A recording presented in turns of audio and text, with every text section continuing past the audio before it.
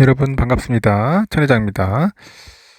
마지막 방송하고 천 회장도 쉬도록 하겠습니다. 오늘 하루 수고하셨고요. 제가 좀 일찍 마지막 영상을 올립니다. 본의 아니게 좀 어디 이동을 해야 돼요. 왔다 갔다 한다고 정신이 없습니다. 정신이 없고 목소리가 조금 안 좋을 것 같아요. 약간 목소리가 뭐 신목소리라고 해야 하나? 신목소리 그런 목소리인데 다른 게 아니라 제가 뭐 노래 불러서 그런 건 아니고 좀 많이 피로감이 쌓였던 것 같아요. 그러다 보니까 목이 조금 약간 맛이 간 것 같습니다. 이제 그런 부분들을 여러분들이 좀 이해해 주셨으면 영광으로 생각하겠습니다. 지난주 보니까 그 코스피가 2540에서 2560선에서 횡보를 해요.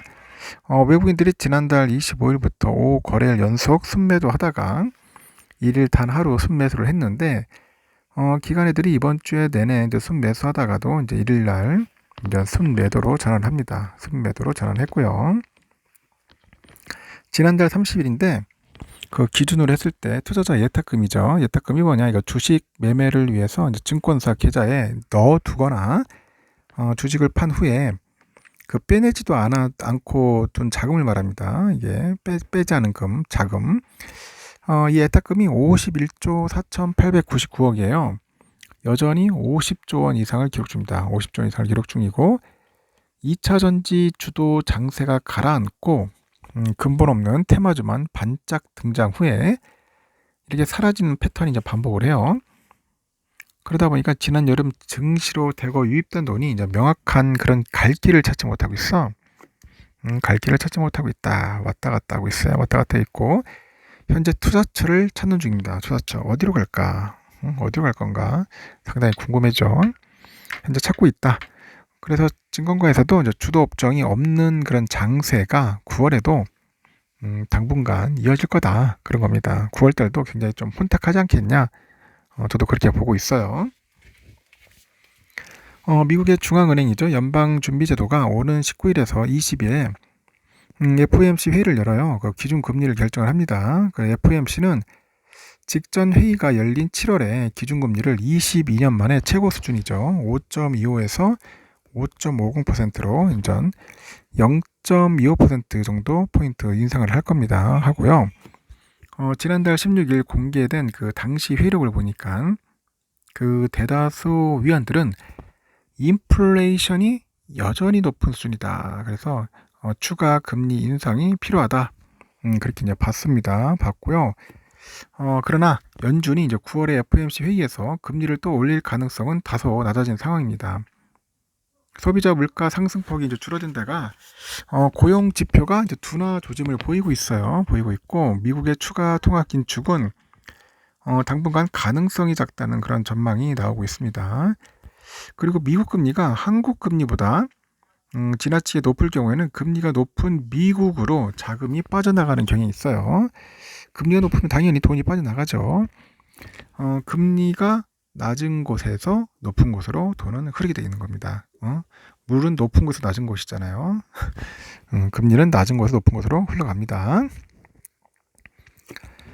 그래서 한국 입장에서는 미국 금리 인상 가능성이 작아진 것은 긍정적이에요. 긍정적이지만은 미국의 노동시장이 위축될 경우에는 그 한국의 대미 소비재 그런 수출에 타격이 생겨요.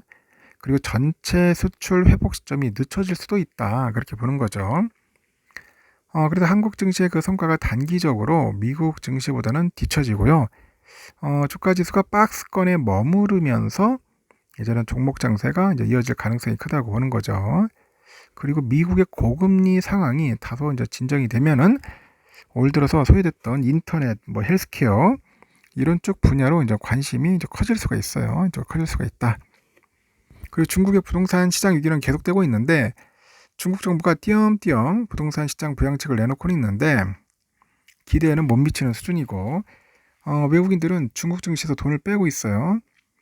파이낸스 타임스 보니까 외국인 애들이 이제 8월 한 달간 중국의 본토 상하이 그 선전 증시에서 중국 주식을 한 900억 위안 정도 순매도했다고 현재 좀 보도는 하고 있습니다.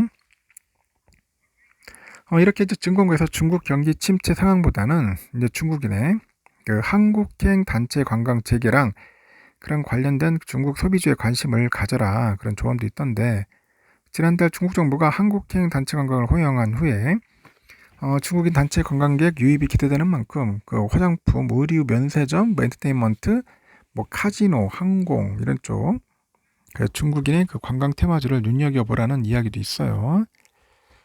그리고 9월 말과 10월 초에는 중국의 중추절, 뭐 국경절 연휴가 길게 이어집니다. 그럼 코로나 이전에 중국인 관광객의 절반가량은 20대, 30대 여성이었어요.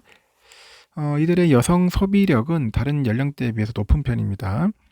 그 한토증권도 9월 코스피 지수 지수 범위를 2,500에서 2,700으로 현재 예상을 하고 있어요. 2,500, 2,700 정도 예상을 하고 있고요. 향후에 위험 투자 그 심리가 이제 되살아날 경우에는 중국의 이제 관광객 소비주에 주목해라 뭐 그런 이야기도 하고 있습니다. 반도체 업종도 다시 관심을 가질 만하다는 의견도 있는데 삼성은 미국 반도체 기업이죠 엔비디아의 인공지능 반도체 핵심 부품이 있습니다. HBM. 이 HBM을 공급하기로 했다는 그런 관측에 7만 전자를 회복을 했고 8월에 한국의 주력 산업인 반도체 수출은 그 반등 흐름을 보였어요. 7월 반도체 일평균 수출이 3억 2천만 달러 줄었고 8월에는 3억 한 6천만 달러로 다시 이제 늘어난 겁니다. 향후에는 반도체 재고 소진과 감산 효과가 업황 추가 그런 개선에 그 변수가 될 수 있다 그런 이야기도 있는 것 같습니다. 참고하시면 되겠습니다.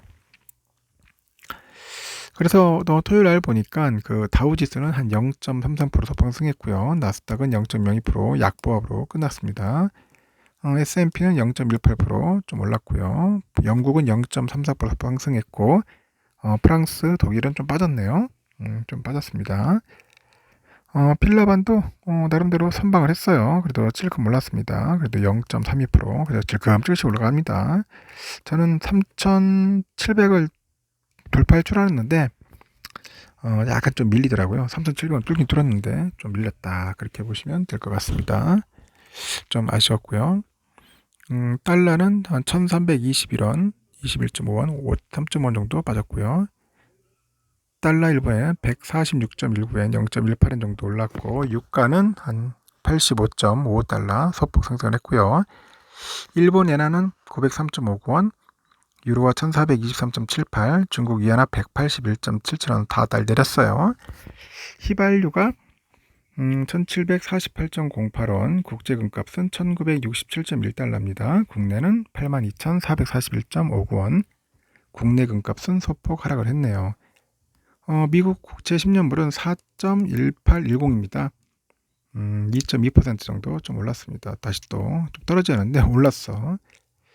선물은 다우지수는 0.27% 정도 올랐고 S&P 0.1% 상승했고요. 나스닥이 0.1% 빠졌습니다. 러셀도 0.2% 정도 내렸고 우리 삼성전자 7만 1천원까지 갔는데 아주 확실한 돋보이는 장대 양봉 보여줬습니다. 한번 연타하지 않겠나 생각합니다. 내일도 한 7만 2천원에서 한 7만 3천원 사이 이 정도 한번 보여주지 않을까 개인적으로 한번 생각을 해봅니다. 한번 강력 불기둥 한번 기원을 해보고 우선도 지금 많이 못 올라갔죠. 더 올라가야 하는데 현재 많이 좀 차이납니다. 갭 차이가 14,000원이 돌파했거든요. 5만 한 8천원까지는 충분히 한번 올라가지 않겠나 이상으로 한번 그렇게 보고 있습니다. 일단은 저희 내피셜입니다, 여러분. 뭐 제가 무슨 뭐 주가의 신도 아니고 하기 때문에 정확히 맞출 수는 없지만은 저희 내피셜 내일은 상승한다. 한번 보시겠습니다. 여러분들도 한번 맞춰보십시오. 일단 여기까지 하고 여러분 편히 주무시고요. 나중에 내일 또 새벽에 또 뵙도록 하겠습니다. 오늘은 좀 일찍 하고 마치겠습니다. 내일 새벽 6시에 뵙도록 해요. 여러분 굿나잇.